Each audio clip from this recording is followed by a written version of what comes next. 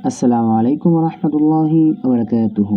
সম্মানিত দর্শক ও শ্রোতা মণ্ডলী, আমি মোহাম্মদ রাকিবুল ইসলাম আপনাদের সাথে একটি গুরুত্বপূর্ণ আমল শেয়ার করতে চাচ্ছি ইনশাআল্লাহ। আমলটি হলো আমাদের সকলেরই স্বপ্ন যে আল্লাহ তাআলা যেন আমাদের মৃত্যুর পর সকলকে জান্নাত নসিব করে। এটা আমাদের সকলেরই স্বপ্ন, সমস্ত ইমানদার মুসলিম ভাই ও বোনেদের এটাই একটা স্বপ্ন।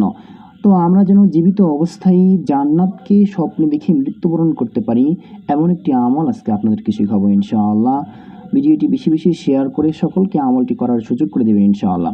আসুন আমরা আমলটি জানি। আমলটি হলো, কেউ যদি আসরের নামাজের পরে এই দুরূদ শরীফটি 500 বার পড়ে, আল্লাহুম্মা সাল্লি আলা মুহাম্মাদ, আল্লাহুম্মা সাল্লি আলা মুহাম্মাদ, এই ছোট্ট দুরূদ শরীফটি কেউ যদি আসরের নামাজের পর 500 বার পড়ে, আল্লাহ তাআলা রাসূল সাল্লাল্লাহু আলাইহি ওয়াসাল্লাম বলেছেন তিনি জান্নাতকে স্বপ্নে দেখবে তারপর মৃত্যুবরণ করবে, এর আগে মৃত্যুবরণ করবে না। অর্থাৎ সে জান্নাত স্বপ্নে দেখবে তারপর মৃত্যুবরণ করবে।